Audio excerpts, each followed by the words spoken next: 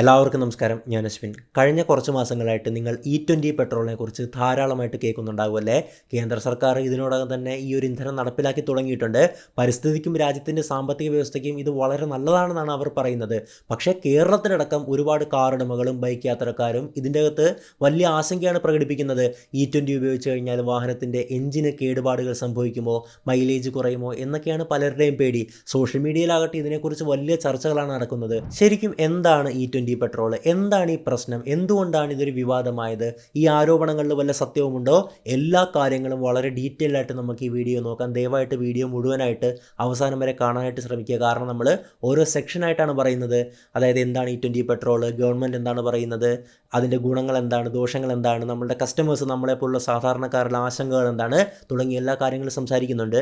അപ്പോൾ അവസാനം വരെ കണ്ടു കഴിഞ്ഞാൽ അതിൻ്റെ കംപ്ലീറ്റ് കാര്യങ്ങൾ മനസ്സിലാക്കാനായിട്ട് സാധിക്കത്തുള്ളൂ. അപ്പോൾ എന്തായാലും നമുക്ക് വിഷയത്തിലേക്ക് വരാം. കഴിയുന്ന ഒരു വീഡിയോ ഒന്ന് ലൈക്ക് ചെയ്ത് വെച്ചേക്കാൻ ശ്രമിക്കുക. അതിന് മുന്നേ നിങ്ങൾക്ക് ഉപകാരപ്പെടുന്നൊരു കാര്യം പറയാം. ഒരുപാട് ആൾക്കാർ കമൻറ്റിൽ നമ്മളോട് ചോദിക്കാറുണ്ട് വരുമാനം എങ്ങനെ വർദ്ധിപ്പിക്കാൻ സാധിക്കുമെന്ന്.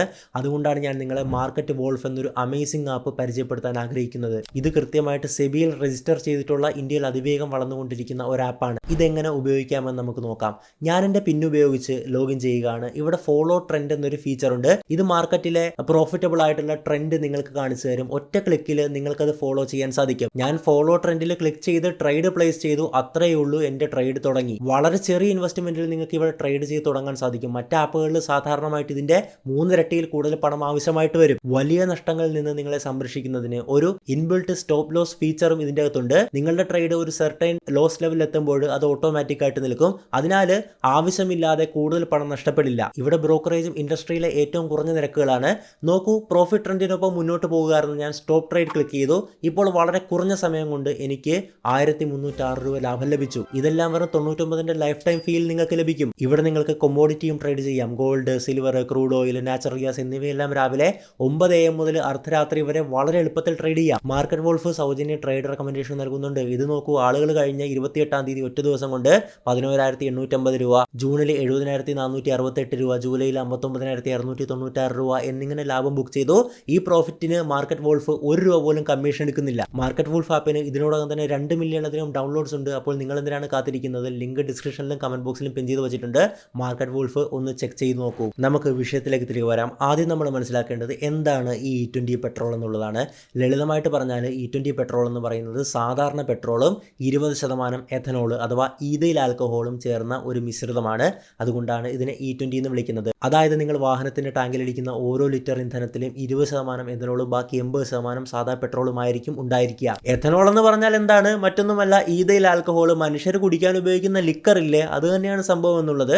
ഇതുണ്ടാക്കുന്ന എവിടുന്നാണ്? കരിമ്പ്, ചോളം അല്ലെങ്കിൽ പ്രധാനമായിട്ടും മറ്റ് ജൈവ വസ്തുക്കൾ. കുടിക്കാൻ വേണ്ടിയിട്ട് പഴങ്ങളിൽ നിന്നൊക്കെയാണ് ഉണ്ടാക്കാറുള്ളത് അല്ലേ? പഴങ്ങൾ വാറ്റിയാണ് കള്ളം ഉണ്ടാക്കുന്നതെന്ന് എല്ലാവർക്കും അറിയുന്നൊരു കാര്യമാണല്ലോ അല്ലേ? അപ്പോൾ സത്യം പറഞ്ഞാൽ ഇതൊരു മദ്യമാണ്. പക്ഷേ ഈ ഒരു എഥനോൾ എന്നുള്ളത് പെട്രോളിനേക്കാൾ വൃത്തിയായിട്ട് കത്തുന്ന ഒരു ഇന്ധനമാണ്. പെട്രോളിന് എഥനോൾ ചേർക്കുന്നത് ഒരു പുതിയ കാര്യമല്ല കേട്ടോ. പലരും വിചാരിക്കുന്നത് ഇപ്പോൾ പെട്ടെന്ന് വന്നൊരു സംഭവമാണെന്നുള്ളതാണ്. അങ്ങനെയല്ല, ഇന്ത്യയിൽ വർഷങ്ങളായിട്ട് കുറഞ്ഞ അളവിൽ എഥനോൾ ചേർക്കുന്നുണ്ട്. ഒരുപക്ഷെ നിങ്ങൾ E5, E10 പെട്രോളുകളെ പറ്റി കേട്ടിട്ടുണ്ടാകും. അതായത് 5%, 10% എഥനോളുള്ള പെട്രോളുകളൊക്കെ ഇപ്പോൾ നിലവിൽ ഇന്ത്യയിലുണ്ട്. ഈ ഒരു അളവാണ് 20% ഉയർത്താൻ പോകുന്നത്. ഇനി എന്തിനാണ് എഥനോൾ ഉപയോഗിക്കുന്നത് എന്ന് നോക്കിക്കഴിഞ്ഞാൽ, എഥനോൾ എന്നുള്ളത് ഒരു പുനരുപയോഗ ഊർജ്ജ സ്രോതസ്സാണ്. അതായത് ചെടികൾ വളരുമ്പോൾ കാർബൺ ഡൈ ഓക്സൈഡ് വലിച്ചെടുക്കാറുണ്ടല്ലോ, നമ്മൾ സ്കൂളിൽ പഠിക്കുന്ന കാര്യമാണല്ലേ. ഈ ചെടികളിൽ നിന്നുണ്ടാക്കുന്ന എഥനോൾ കത്തുമ്പോൾ അതേ കാർബൺ ഡൈ ഓക്സൈഡ് തിരികെ അന്തരീക്ഷത്തിലേക്ക് എത്തുകയാണ്. ഇത് അന്തരീക്ഷ മലിനീകരണം കുറയ്ക്കാൻ സഹായിക്കും. അതുകൂടാതെ എണ്ണ ഇറക്കുമതി കുറയ്ക്കാനും ഇത് ഉപകാരപ്പെടും. ഇന്ത്യ പെട്രോളിന് വേണ്ടിയിട്ട് ഒരുപാട് അസംസ്കൃത എണ്ണകൾ വിദേശത്ത് നിന്ന് ഇമ്പോർട്ട് ചെയ്യുന്നുണ്ടല്ലേ. അതിന് പകരം നമ്മൾ നമ്മുടെ രാജ്യത്ത് നിർമ്മിക്കുന്ന എഥനോൾ ഉപയോഗിക്കുകയാണെങ്കിൽ വിദേശ നാണ്യം ലാഭിക്കാൻ സഹായിക്കും. കൂടാതെ ഊർജ്ജ സുരക്ഷയും വർദ്ധിപ്പിക്കാം. ശരിക്കും പറഞ്ഞാൽ ഇന്ത്യയിൽ എഥനോൾ മിക്സിംഗ് വളരെ വേഗത്തിലാണ് കേട്ടോ നടക്കുന്നത്. 2014 വെറും 1.5% മാത്രമായിരുന്നു എഥനോളിൻ്റെ ഒരു പെർസെൻറ്റേജ് ഒന്നും ഉണ്ടായിരുന്നത്. 2022 ആയപ്പോഴേക്കും അത് 10%, 2025 ആയപ്പോഴേക്കും അത് 20% എത്തി നിൽക്കുന്നു. 2030 നമ്മൾ 20% എന്നുള്ളൊരു കണക്കിലേക്ക് എത്താൻ തീരുമാനിച്ചിട്ടുണ്ടായിരുന്നത്. ആ ഒരു സംഭവമാണ് 5 വർഷം മുമ്പ് ഇന്ത്യ നടപ്പിലാക്കിയിട്ടുണ്ടായിരുന്നത്. 2023-24 കാലഘട്ടങ്ങളിൽ തന്നെ ഇന്ത്യ പല സ്ഥലങ്ങളിലും E20 ഇന്ധനം ലഭ്യമാക്കി തുടങ്ങി. ലളിതമായി പറഞ്ഞാൽ E20 പെട്രോൾ എന്നുള്ളത് 1/5 എഥനോൾ ചേർത്ത ഇന്ധനമാണ്. ഇന്ധനം പരിസ്ഥിതി സൗഹൃദമാക്കാനും ഇറക്കുമതി ആശ്രയിക്കുന്നത് വരുന്നത് കുറയ്ക്കാനുമാണ് സർക്കാർ ഈ നീക്കം നടത്തിയെന്നാണ് അവകാശപ്പെടുന്നത്. വിദേശത്ത് നിന്ന് പണം കൊടുത്ത് പെട്രോൾ വാങ്ങുന്നതിന് പകരം ആ പണം നമ്മുടെ നാട്ടിലെ കർഷകർക്കും എഥനോൾ നിർമ്മാണ യൂണിറ്റുകൾക്ക് ലഭിക്കും. ഇത് കേൾക്കുമ്പോൾ നല്ലൊരു കാര്യമായിട്ടാണല്ലേ തോന്നുന്നത്. വായു മലിനീകരണം കുറയ്ക്കുക, ഗ്രാമീണ സമ്പദ് വ്യവസ്ഥയെ സഹായിക്കുക, പുനരുപയോഗ ഊർജ്ജ സ്രോതസ്സുകളിലേക്ക് മാറാൻ തുടങ്ങുക.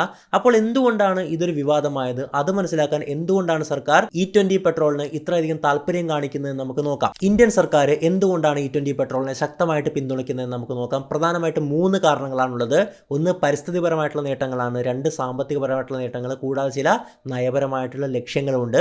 നമുക്ക് ഓരോന്ന് ഡീറ്റെയിൽ ആയിട്ട് നോക്കാം. ഒന്ന് പരിസ്ഥിതിയും കാലാവസ്ഥയുമാണ്. കാർബൺ മലിനീകരണം കുറയ്ക്കാൻ ഇന്ത്യ അന്താരാഷ്ട്ര തലത്തിൽ ചില വാഗ്ദാനങ്ങളൊക്കെ നൽകിയിട്ടുണ്ട് കേട്ടോ. ഉദാഹരണത്തിന് 2070 ആ ഒരു വർഷം എത്തുമ്പോഴേക്കും നമ്മൾ നെറ്റ് സീറോ കാർബൺ മലിനീകരണം എന്നൊരു ലക്ഷ്യത്തിലേക്കാണ് നമ്മൾ നടന്നു നീങ്ങുന്നത്. നമ്മൾ അന്താരാഷ്ട്രമായിട്ട് പ്രഖ്യാപിച്ചിട്ടുള്ളതാണല്ലേ. എഥനോളിന്റെ അളവ് കൂടുന്നത് നമ്മുടെ അടിസ്ഥാന സൗകര്യങ്ങളിൽ വലിയ മാറ്റങ്ങൾ വരുത്താതെ മലിനീകരണം കുറയ്ക്കാൻ സാധിക്കുന്ന ഏറ്റവും ഒരു വലിയ സ്റ്റെപ്പാണ്. എഥനോൾ ചേർത്ത ഇന്ധനം കാർബൺ മോണോക്സൈഡ് പോലെയുള്ള മലിനീകരണ വസ്തുക്കൾ കുറയ്ക്കുന്നു. കൂടാതെ ഇത് ചെടികളിൽ നിന്ന് വരുന്നതുകൊണ്ട് അല്ലെങ്കിൽ ജൈവമായിട്ട് വരുന്നത് കൊണ്ട് തന്നെ മൊത്തത്തിലുള്ള കാർബൺ മലിനീകരണവും കുറവാണ്. നീതി ആയോഗിന്റെ ഒരു റിപ്പോർട്ട് പറയുന്നത് കരിമ്പിൽ നിന്നുണ്ടാക്കുന്ന എഥനോൾ പെട്രോളിനേക്കാൾ 65% മലിനീകരണം കുറയ്ക്കുന്നുണ്ട് എന്നുള്ളതാണ്. അതുപോലെ ചോളത്തിൽ നിന്നുണ്ടാക്കുന്നത് ഏകദേശം 50% മലിനീകരണം കുറയ്ക്കുന്നു എന്നുള്ളതാണ്. കഴിഞ്ഞ 10 വർഷത്തിനിടെ എഥനോൾ മിക്സിങ്ങിലൂടെ ഏകദേശം 54 ദശലക്ഷം ടൺ കാർബൺ ഡൈ ഓക്സൈഡ് അന്തരീക്ഷത്തിലെത്താതെ തടയാൻ നമുക്ക് കഴിഞ്ഞിട്ടുണ്ട്. ഇത് ഏകദേശം 12 ദശലക്ഷം കാറുകൾ ഒരു വർഷം പുറന്തള്ളുന്ന മലിനീകരണത്തിന് തുല്യമാണെന്ന് വേണം മനസ്സിലാക്കാനായിട്ട്. അതുകൊണ്ട് E20 നമ്മുടെ ഇന്ധനത്തെ കൂടുതൽ ശുദ്ധവും വായുവിനെ ആരോഗ്യകരമാക്കാനും സഹായിക്കും. രണ്ടാമത്തെ കാരണം സാമ്പത്തികവും ഊർജ്ജ സുരക്ഷയുമാണ്. എഥനോൾ ചേർക്കുന്നത് പണം ലാഭിക്കാനും നമ്മുടെ രാജ്യത്തേക്ക് ആ പണം തിരികെ കൊണ്ടുവരാൻ സഹായിക്കും. പെട്രോൾ ഇറക്കുമതിക്കായിട്ട് ഇന്ത്യ വലിയ തുകയാണ് നമ്മുടെ നാട്ടിലുള്ള വിദേശ നാണ്യമാണ് ചെലവാക്കേണ്ടി വരുന്നത് അല്ലേ. എഥനോൾ നമ്മുടെ രാജ്യത്ത് തന്നെ നിർമ്മിക്കുന്നു. അതുകൊണ്ട് തന്നെ ഈ വിദേശ നാണ്യം നമുക്ക് ലാഭിക്കാൻ വലിയൊരളവിൽ ലാഭിക്കാൻ കഴിയും. കൂടാതെ ആഗോള എണ്ണവിലയിൽ ഉണ്ടാകുന്ന മാറ്റങ്ങൾ നമ്മളെ അത്രത്തോളം ബാധിക്കത്തുമില്ല. ഔദ്യോഗിക കണക്കുകൾ പ്രകാരം 2014 മുതൽ 2025 വരെ എഥനോൾ ചേർത്തത് കൊണ്ട് ഇന്ത്യക്ക് ഏകദേശം 1.44 ലക്ഷം കോടി രൂപയുടെ വിദേശ നാണ്യമാണ് ലാഭിക്കാൻ കഴിഞ്ഞിട്ടുണ്ടായിരുന്നത്. 1.44 കോടിയല്ല, 1.44 ലക്ഷം കോടി രൂപ എന്ന് പറയുമ്പോൾ അത് അത്രത്തോളം വലിയൊരു എമൗണ്ട് ആണല്ലേ. ഈ ഒരു E20 കാരണം ഈ വർഷം മാത്രം ഏകദേശം 43,000 കോടി ലാഭിക്കാൻ പറ്റുമെന്നാണ് സർക്കാർ പ്രതീക്ഷിക്കുന്നത്.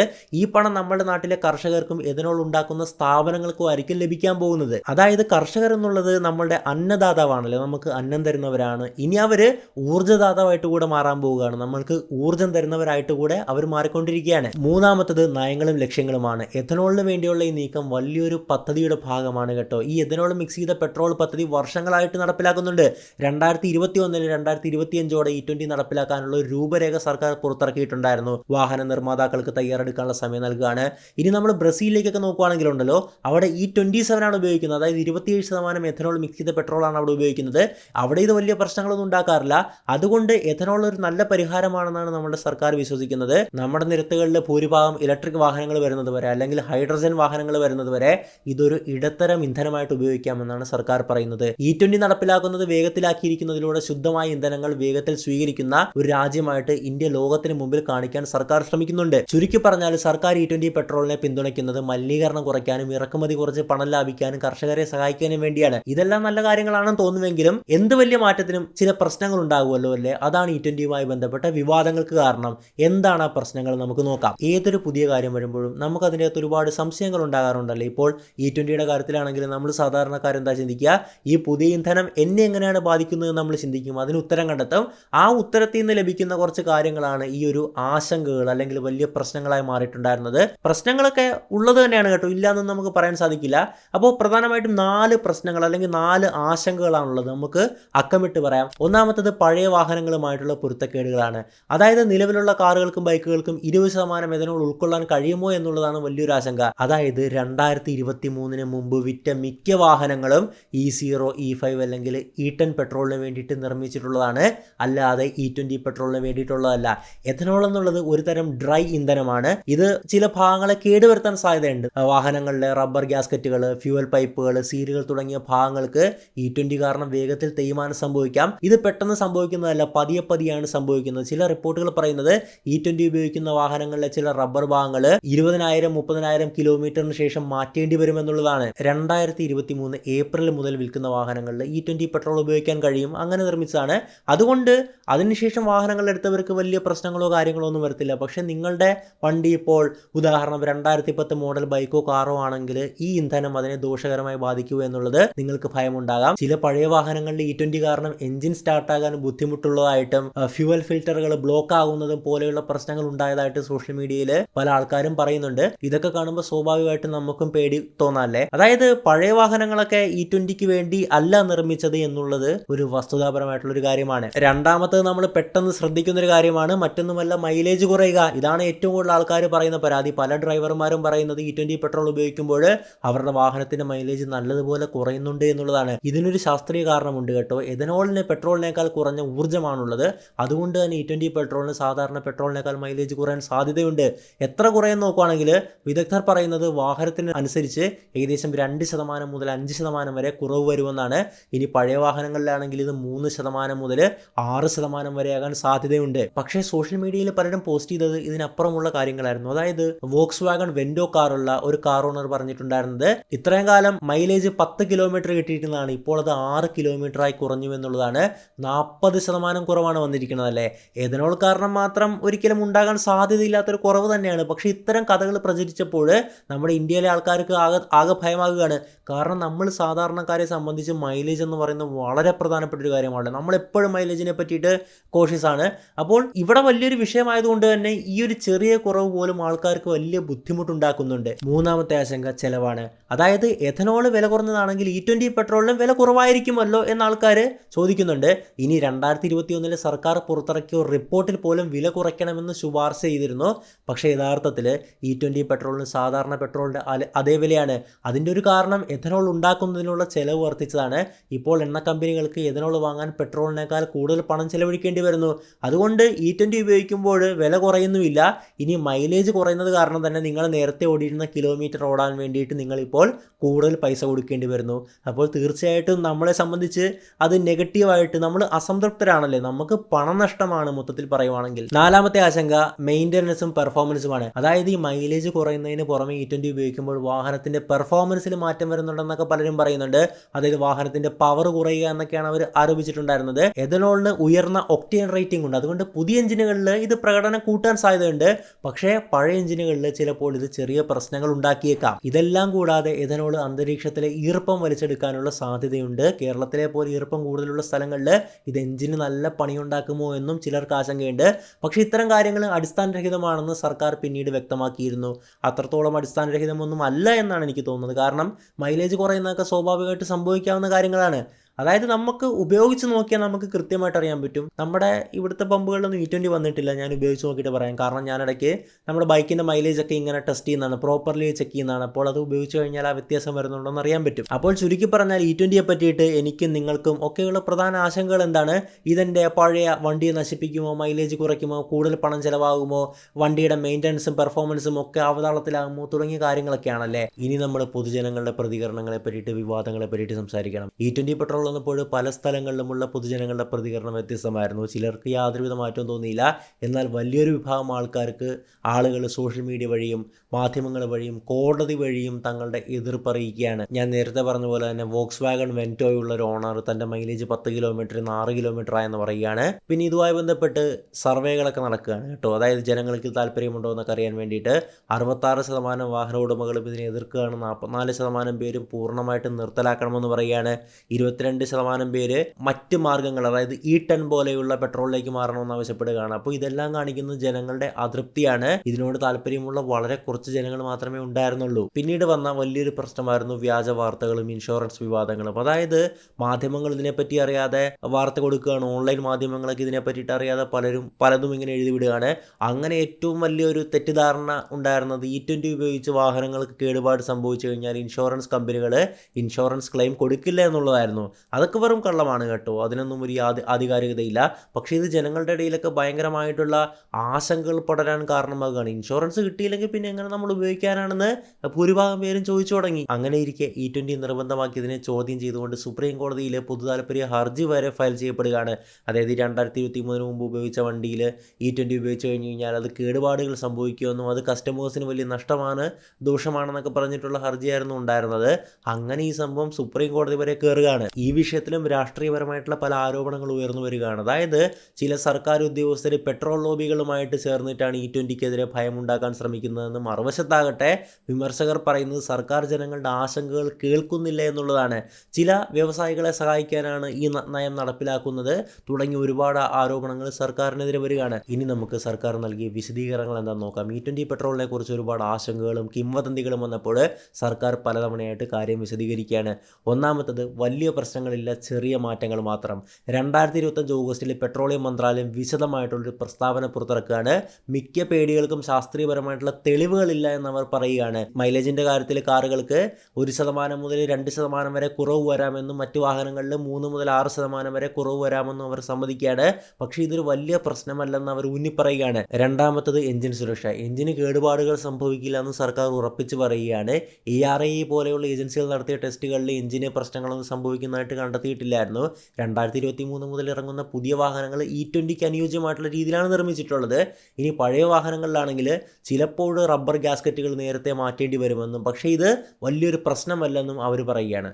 അതായത് ഇതൊന്നും വലിയ പ്രശ്നമല്ല എന്നൊരു വാദമാണ് കൂടുതലായിട്ടും കാണാൻ പറ്റുന്നതല്ലേ. ഇനി മൂന്നാമത്തത് പ്രകടനത്തിലെ മെച്ചപ്പെടുത്തലുകളാണ്. അതായത് E20ക്ക് കുറവുകൾ മാത്രമേ ഉള്ളൂ എന്നുള്ള വാദത്തെ തള്ളിക്കളഞ്ഞുകൊണ്ട് സർക്കാർ അതിൻ്റെ ചില ഗുണങ്ങളും ചൂണ്ടിക്കാട്ടുകയാണ്. എഥനോളിന് ഉയർന്ന ഒക്ടേൻ റേറ്റിംഗ് ഉണ്ട്. അതുകൊണ്ട് തന്നെ E20 പെട്രോൾ ഉപയോഗിക്കുമ്പോൾ ചിലപ്പോൾ വാഹനത്തിൻ്റെ പ്രകടനം മെച്ചപ്പെടാൻ സാധ്യതയുണ്ടെന്നും അതായത് ഒരു മോശമായിട്ടുള്ളൊരു കാര്യം മാത്രമല്ല ഇതെന്നും ഒക്കെ അവർ പറയുകയാണ്. അടുത്തതായിട്ട് പറഞ്ഞിട്ടുണ്ടായിരുന്നത് ബ്രസീലിൻ്റെ ഉദാഹരണമാണ്. എഥനോൾ ഉപയോഗിക്കുന്നതിന് ഒരു പ്രശ്നവുമില്ലെന്ന് കാണിക്കാൻ സർക്കാർ ബ്രസീലിൻ്റെ ഉദാഹരണം ചൂണ്ടിക്കാണിക്കുകയാണ്. ബ്രസീലിൽ 27% വരെ എഥനോൾ ചേർത്ത് ഇന്ധനമാണ് ഉപയോഗിക്കുന്നത്. E27 അല്ലേ, അവിടെ വർഷങ്ങളായിട്ട് ഇത് വിജയകരമായിട്ട് നടപ്പിലാക്കിയിട്ടുള്ളതാണ്. അപ്പോൾ ഇത്രയും കാര്യങ്ങളൊക്കെ ആയിരുന്നു സർക്കാർ പറഞ്ഞിട്ടുണ്ടായിരുന്നത്. അപ്പോൾ E20 പെട്രോൾ നല്ലതാണോ മോശമാണോ എന്ന് ചോദിച്ചാൽ അതിന് ലളിതമായിട്ടുള്ള ഒരു ഉത്തരമില്ല. ഒരുതരം സങ്കീർണമായിട്ടുള്ള ഒരു വിഷയമാണിത്. രാജ്യത്തിൻ്റെ കാഴ്ചപ്പാടിൽ E20 ഒരു നല്ല നീക്കമാണ്. എണ്ണ ഇറക്കുമതി കുറയ്ക്കുന്നു, വിദേശ നാണ്യം ലാഭിക്കുന്നു, മലിനീകരണം കുറയ്ക്കുന്നു, കർഷകർക്കും ഗ്രാമീണ സമ്പദ് വ്യവസ്ഥയ്ക്കും ഇത് വലിയ പ്രയോജനമുണ്ടാക്കുന്നു. ദീർഘകാലാടിസ്ഥാനത്തിൽ നോക്കുമ്പോൾ ഇത് രാജ്യത്തിന് വലിയ നേട്ടമാണ്. അതുകൊണ്ട് പരിസ്ഥിതിക്കും രാജ്യത്തിൻ്റെ സമ്പദ് വ്യവസ്ഥയ്ക്കും കർഷകർക്കും ഇത് വളരെ പ്രയോജനകരമാണ്. പക്ഷേ ഒരു സാധാരണ ഉപഭോക്താവിൻ്റെ കാഴ്ചപ്പാടിൽ നോക്കുമ്പോൾ ചില പ്രശ്നങ്ങളുണ്ട്. നിങ്ങളൊരു പുതിയ E20 അനുയോജ്യമായിട്ടുള്ള വാഹനം ഉണ്ടെങ്കിൽ പ്രശ്നമില്ല. പക്ഷേ പഴയ വാഹനങ്ങളുടെ ഉടമകൾക്ക് മൈലേജ് കുറയുന്നത്, എഞ്ചിന് കേടുപാടുകൾ സംഭവിക്കുമോ എന്ന ഭയം, ചെറിയ അറ്റകുറ്റപ്പണികൾക്ക് ചെലവ് വരുന്നത് പോലെയുള്ള ആശങ്കകൾ ഉണ്ടാകും. അതുകൊണ്ട് പഴയ വാഹനങ്ങളുടെ ഉടമകൾക്കും പെട്രോളിന് വില കുറയുമെന്ന് പ്രതീക്ഷിച്ചവർക്കും ഇത് വലിയൊരു നഷ്ടമായി തോന്നാം. ചുരുക്കത്തിൽ E20 പെട്രോൾ നല്ലൊരു ആശയമാണ്. പക്ഷേ അത് നടപ്പിലാക്കുന്നതിന് ചില പ്രശ്നങ്ങളുണ്ടായി. ആളുകൾക്കിത് പെട്ടെന്ന് അടിച്ചേൽപ്പിച്ചതുപോലെയാണ് തോന്നിയിട്ടുണ്ടായിരുന്നത്. അതുകൊണ്ട് ഇങ്ങനെയുള്ള പ്രതിഷേധങ്ങളും ചർച്ചകളും ഒക്കെ നമ്മുടെ സമൂഹത്തിൽ നിലനിൽക്കുകയാണല്ലേ. എങ്കിലും സർക്കാർ പറയുന്നത് പോലെ ഈ പ്രശ്നങ്ങളൊക്കെ കുറഞ്ഞു വരും. E20 ഒരു പുതിയ സാധാരണ ഇന്ധനമായി മാറുമെന്നുള്ളതാണ്. E20ൻ്റെ കഥയിൽ നിന്ന് നമ്മൾ മനസ്സിലാക്കേണ്ടത് ഇതാണ്. രാജ്യം അതിൻ്റെ ഭാവിക്ക് വേണ്ടി വലിയ മാറ്റങ്ങൾ കൊണ്ടുവരുമ്പോൾ അത് സാധാരണക്കാരുടെ ജീവിതത്തെ എങ്ങനെ ബാധിക്കുമെന്ന് നമ്മൾ ശ്രദ്ധിക്കണം. E20 വലിയൊരു നന്മയാണ്. പക്ഷേ അത് നടപ്പിലാക്കുന്നതിലുണ്ടായ ആശയക്കുഴപ്പങ്ങൾ കാരണം ഒരുപാട് വിവാദങ്ങൾ ഉണ്ടാകുകയാണ്. ഈ വീഡിയോ നിങ്ങൾക്ക് ഈ കാര്യങ്ങളെല്ലാം മനസ്സിലാക്കാൻ സഹായിച്ചിട്ടുണ്ടാകുമെന്ന് ഞാൻ തീർച്ചയായിട്ടും പ്രതീക്ഷിക്കുന്നു. E20യെക്കുറിച്ചുള്ള നിങ്ങളുടെ അഭിപ്രായം എന്താണ്? ഇത് നമുക്ക് ഗുണമാണോ മോശമാണോ? നിങ്ങൾ E20 പെട്രോൾ ഇനി ഉപയോഗിക്കുമോ? എന്താണ് നിങ്ങളുടെ അഭിപ്രായം? പിന്നെ ഞാൻ വീഡിയോയുടെ തുടക്കത്തിൽ പറഞ്ഞ കാര്യം മറക്കണ്ട, മാർക്കറ്റ് വോൾഫ് അതിവേഗം വളർന്നുകൊണ്ടിരിക്കുകയാണ്. ഇതിനോടകം തന്നെ 2 മില്യണിലധികം ആൾക്കാർ ഈ ആപ്പ് ഡൗൺലോഡ് ചെയ്ത് കഴിഞ്ഞു. നിങ്ങളുടെ ട്രേഡിംഗ് ജേർണി ഇന്ന് തന്നെ ഈ ആപ്പ് വഴി തുടങ്ങൂ. ഞാൻ ലിങ്ക് ഡിസ്ക്രിപ്ഷനിലും കമൻറ്റ് ബോക്സിലും പിൻ ചെയ്തിട്ടുണ്ട്. ഇപ്പോൾ തന്നെ ക്ലിക്ക് ചെയ്ത് ഡൗൺലോഡ് ചെയ്യുക. അപ്പോൾ എന്തായാലും മറ്റൊരു വീഡിയോയിൽ മറ്റൊരു വിഷയമായിട്ട് നമുക്ക് വീണ്ടും കാണാം. Miss Madappally signing out.